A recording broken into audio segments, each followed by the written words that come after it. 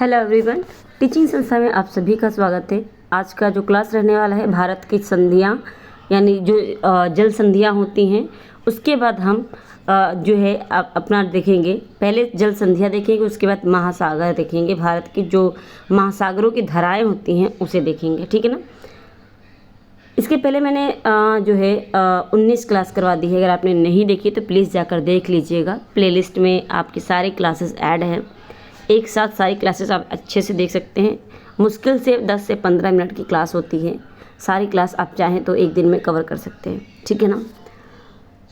आज का जो टॉपिक है, ये टॉपिक ना कि बीपीएससी टीआरई 4 के लिए, बल्कि हर एग्ज़ाम के लिए, चाहे वो आपका यूपी टेट हो या सुपर टेट हो, सी टेट हो, टेट हो, बी टेट हो, या फिर एच टेट ही झारखंड टेट हो, जो भी टेट हो, टीचिंग की किसी भी लाइन में जाएंगे वहाँ पे आ जाएगा। और उसके अलावा आपका जो वनडे एग्ज़ाम चल रहा है वहाँ पे भी पूछा जाता है यहाँ से प्रश्नों के।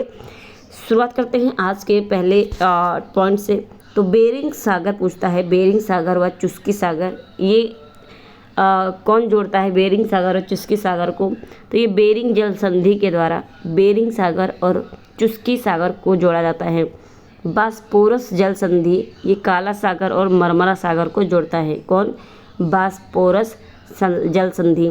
डेविस जल संधि ये बैफिन की खाड़ी और अटलांटिक महासागर को जोड़ता है, ठीक है।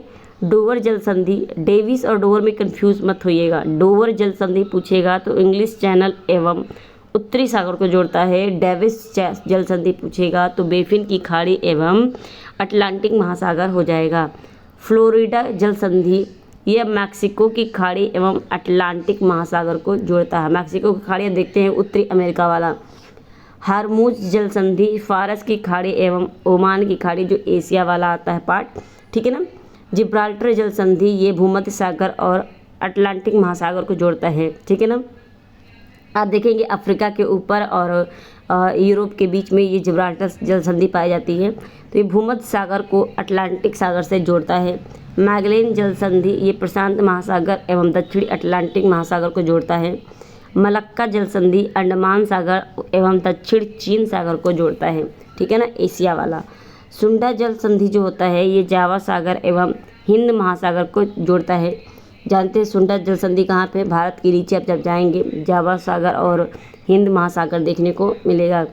टोकरा जल संधि ये पूर्वी चीन तथा और प्रशांत महासागर को जोड़ता है, ठीक है ना। कौन सा? टोकरा जल संधि पूर्वी चीन सागर और प्रशांत महासागर को जोड़ता है।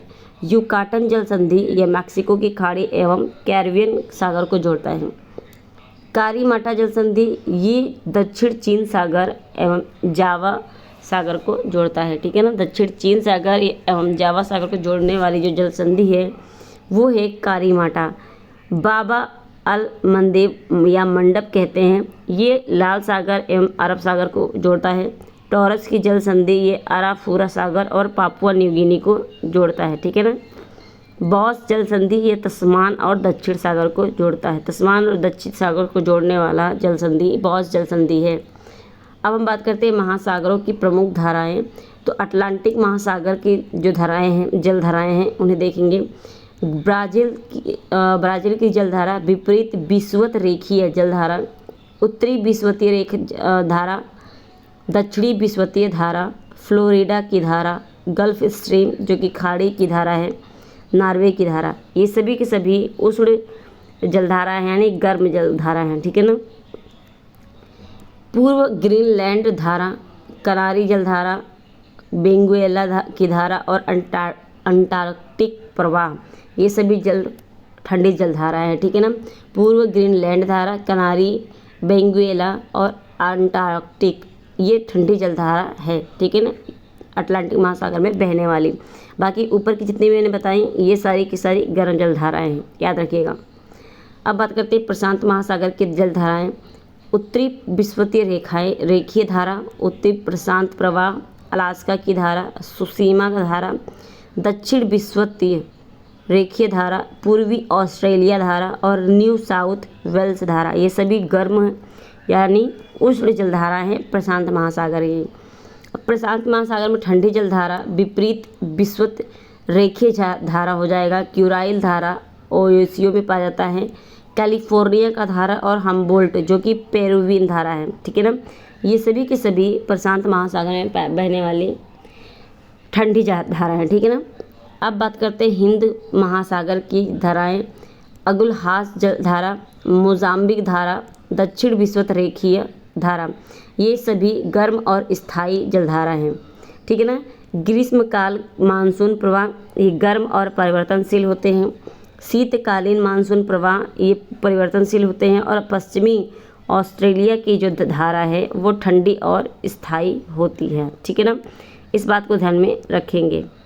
ओके, तो ये थे भारत की जलधाराएं और जो है भारत की जल संधि। कैसे लगी क्लास कमेंट करके ज़रूर बताइएगा। और अभी तक चैनल को सब्सक्राइब नहीं किया है, चैनल को प्लीज़ सब्सक्राइब कर लीजिए और एक लाइक ज़रूर दीजिएगा। इसके अलावा इस क्लास को ज़्यादा से ज़्यादा लोगों तक फैलाइए ताकि ज़्यादा से ज़्यादा लोग इस क्लास से जुड़ सकें। मिलते हैं हम नेक्स्ट क्लास में। आज के लिए इतना ही, धन्यवाद।